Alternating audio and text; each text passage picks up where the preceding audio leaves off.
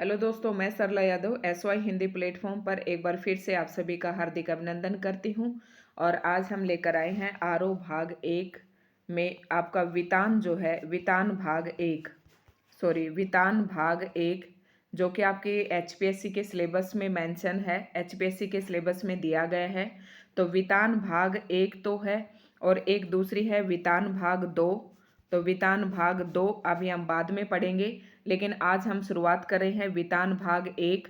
तो वितान भाग 1 में जो है हमारे पास तीन चैप्टर हैं। पहला यह है लता मंगेशकर के बारे में, भारतीय गायिकाओं में बेजोड़ लता मंगेशकर। वितान भाग 1 में 3 ही अध्याय हैं। पहला है हमारा भारतीय गायिकाओं में बेजोड़ लता मंगेशकर, दूसरा है राजस्थान की रजत बूंदे और तीसरा है आलो अंधारी।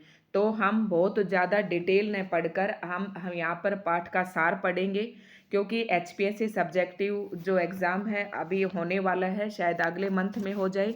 तो उसके लिए भी ये वीडियो बहुत ही महत्वपूर्ण रहने वाली है। और जिन बच्चों की NCERT लगी हुई है 12वीं 11वीं के जो बच्चे हैं, उनके लिए भी वीडियो महत्वपूर्ण है। और KVS DSSB AMRS सभी में ये सिलेबस जहाँ भी मेंशन है NCERT का, उन सभी के लिए हमारी आज की वीडियो बहुत ही महत्वपूर्ण रहने वाली है। अगर दोस्तों आप हमारे चैनल पर नए हैं तो चैनल को सब्सक्राइब कर ले सबसे पहले। अगर वीडियो आपको पसंद आती है तो लाइक शेयर एंड कमेंट जरूर करें। तो आज हम पढ़ रहे हैं वितान भाग 1 का पहला ही अध्याय है भारतीय गायिकाओं में बेजोड़ लता मंगेशकर का। कुमार गंधर्व द्वारा रचित पाठ भारतीय गायिकाओं में बेजोड़ लता मंगेशकर का सार अपने शब्दों में लिखिए। हो सकता है HPSC में आपसे 10 नंबर का पूछ ले, तो ये सभी के लिए महत्वपूर्ण रहने वाला है। बारी बारी से हम देखते जाएंगे किस तरीके से हमें पढ़ना है। तो लता मंगेशकर जो पाठ है, अध्याय है हमारा, ये लिखा है कुमार गंधर्व ने लिखा है। भारतीय गायिकाओं में बेजोड़, थोड़ा सा बड़ा कर लेते हैं। भारतीय गायिकाओं में बेजोड़ लता मंगेशकर शास्त्रीय गायक कुमार गंधर्व द्वारा लिखित एक व्यक्तिवृत्त है। यानी कि भारतीय गायिकाओं में बेजोड़ लता मंगेशकर, इस अध्याय के जो लेखक हैं वो कुमार गंधर्व है। कुमार गंधर्व ने लिखा है और ये एक व्यक्तिवृत्त है। ये अगर हिंदी की विधा के दृष्टिकोण से देखें तो ये एक व्यक्तिवृत्त है, यानी कि एक व्यक्ति के बारे में बताया गया है। और वह व्यक्ति कौन है? लता मंगेशकर। और जो कुमार गंधर्व हैं वो शास्त्रीय गायकी से संबंध रखते हैं। और इस पाठ में क्या गाया गया है? प्रस्तुत वृत्तांत में संगीत की दुनिया में बच्चों की अभिरुचि के विकास में, मतलब बच्चों की जो अभिरुचि है आजकल संगीत की तरफ बढ़ती जा रही है, उसके विकास में लता मंगेशकर के योगदान पर प्रकाश डाला गया है। कुमार गंधर्व, जिनका मूल नाम शिवपुत्र सडी दास मैया कामकली है, सॉरी ये अक्षर मैं दोबारा पढ़ देती हूँ, सडीदार मैया। तो कुमार गंधर्व, जिनका मूल नाम शिवपुत्र सडीदार मैया कामकली है। तो कुमार गंधर्व का मूल नाम क्या था? शिवपुत्र सडीदार मैया कामकली है। ये कुमार गंधर्व ने लिखा है। और इस पाठ में इन्होंने क्या बताया है कि बच्चों की जो अभिरुचि का जो विकास हुआ है उसमें लता मंगेशकर का क्या योगदान है। ये ने बहुत वर्षों पहले, मतलब कुमार गंधर्व ने बहुत साल पहले लता मंगेशकर स्वर रेडियो पर सुना था। कुमार गंधर्व जी उन दिनों बीमार था। लेखक ने स्वयं भी मात्र 10 वर्ष की आयु में गायकी की पहली मंचीय प्रस्तुति की थी। यानी कि कुमार गंधर्व जी ने 10 वर्ष की आयु में अपना गायन जो था शुरू किया था। लता मंगेशकर के इस अद्वितीय स्वर से लेखक हैरान रह गया था। यानी कि इस पाठ में क्या बताया गया कि जब कुमार गंधर्व जी बीमार थे और अपने चारपाई पर लेटे हुए थे, रेडियो से प्रस्तुति सुन रहे थे, और उस प्रस्तुति में बहुत ही अच्छे गाने की प्रस्तुति थी। और गाना सुनने के बाद गाने का जब नाम घोषित किया गया, गायिका का जब नाम घोषित किया गया तो वो थी लता मंगेशकर। गाना समाप्त होते ही गायिका का नाम घोषित किया गया, लता मंगेशकर। सुप्रसिद्ध गायक दीनानाथ मंगेशकर की अजब गायकी का दूसरा स्वरूप लिए उनकी बेटी लता, यानी सुगम संगीत या फिल्मी संगीत का सुरीला इतिहास। यानी कि लता मंगेशकर किनकी बेटी थी? दीनानाथ मंगेशकर की बेटी थी, वो भी एक बहुत अच्छे गायकार थे। और उनकी बेटी लता यानी सुगम संगीत, यानी कि लता जी ने कौन सा संगीत गाया है?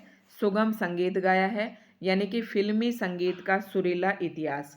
एक ऐसा सुर जिसने एक शास्त्रीय गायक को कलम उठाने पर विवश कर दिया।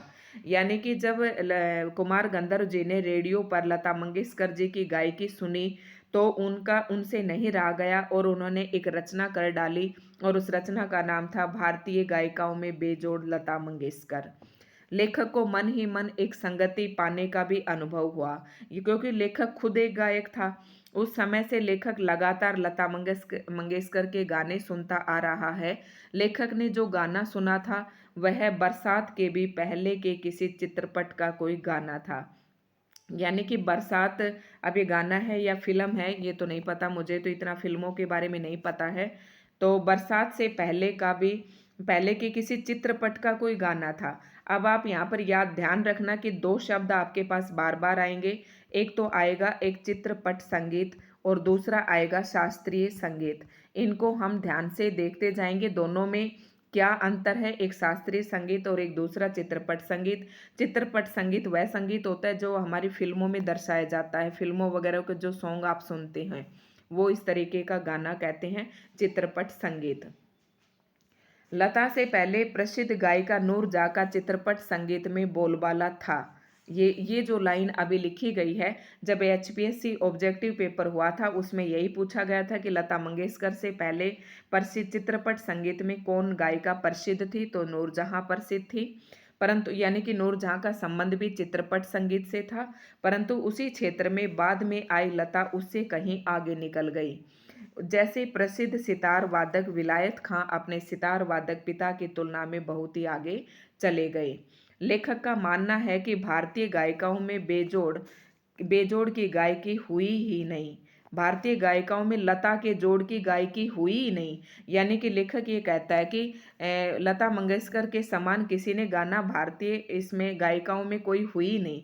लता के कारण चित्रपट संगीत और शास्त्रीय संगीत को लोकप्रियता प्राप्त हुई है।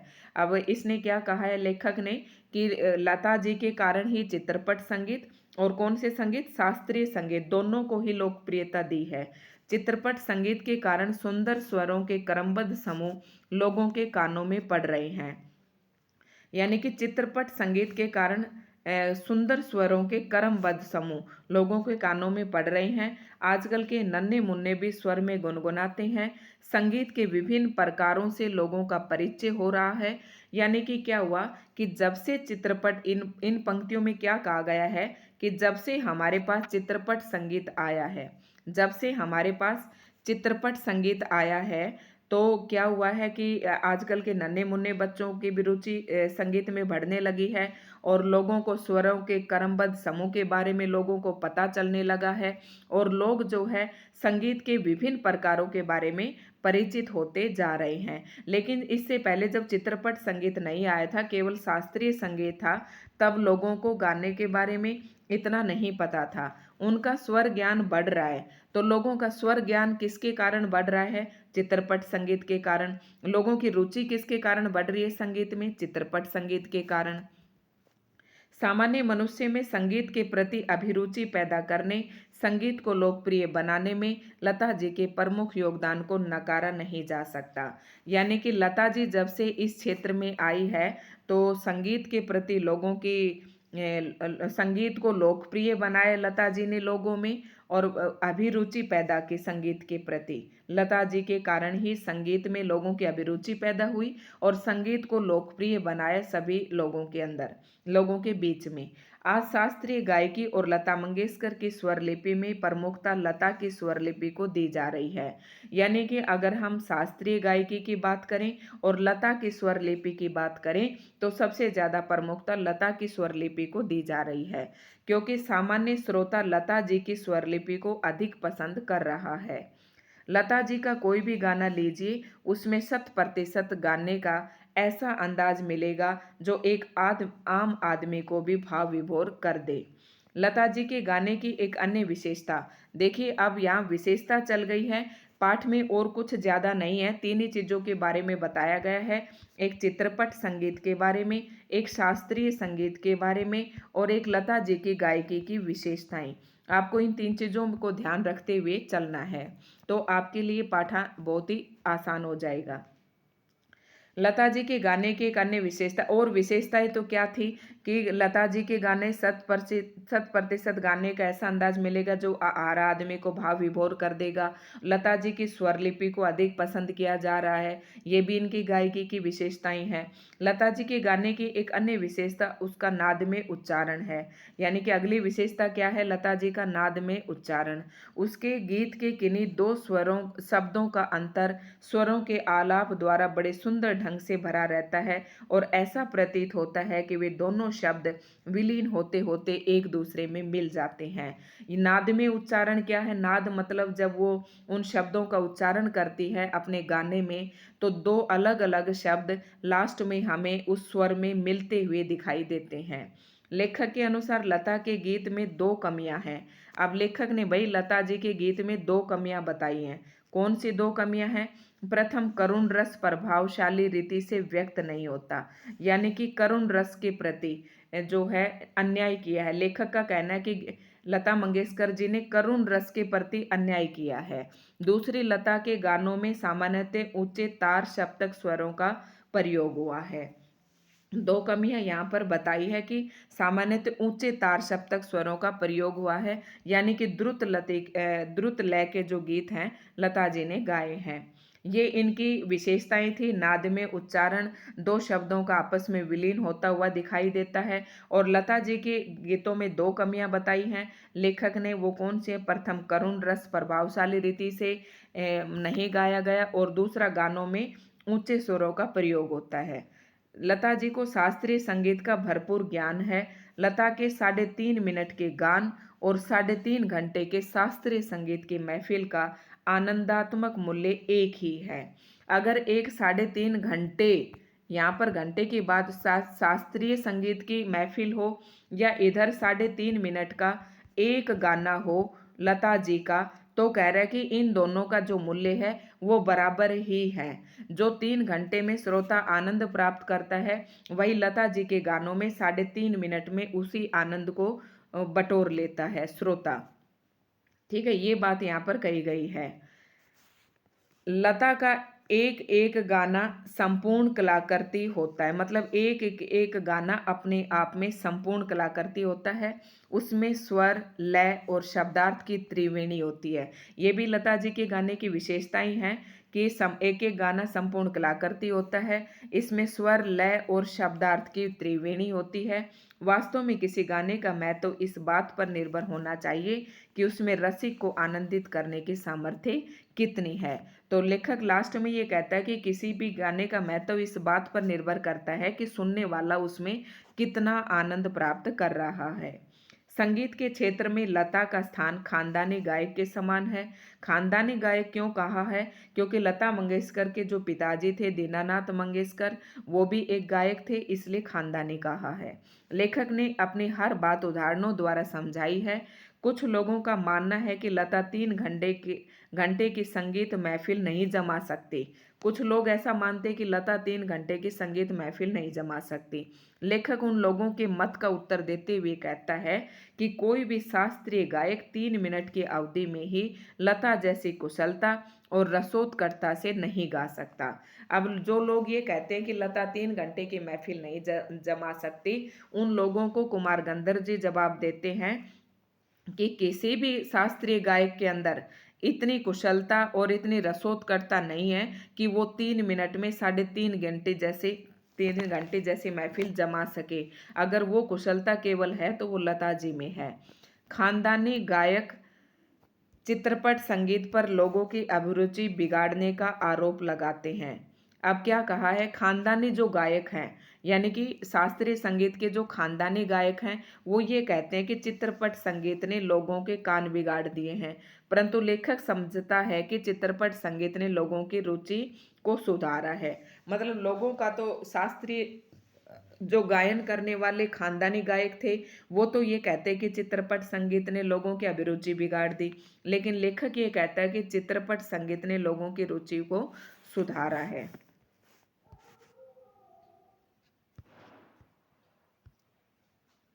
वास्तव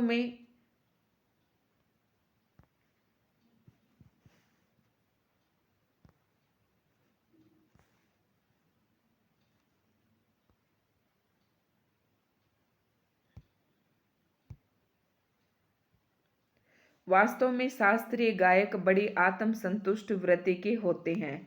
यानी कि गायकी शास्त्रीय जो गायक होते हैं वो बहुत ही आत्मसंतुष्ट वृत्ति के होते हैं। जन साधारण को शास्त्र शुद्ध और नीरस गाना नहीं चाहिए। जो जन साधारण है वो कोई भी शास्त्रीय गाने में रुचि नहीं रखती और ना ही कोई नीरस, नीरस मतलब जिस गाने में कोई आनंद ही ना हो, ऐसा गाना जन साधारण नहीं सुनना चाहती।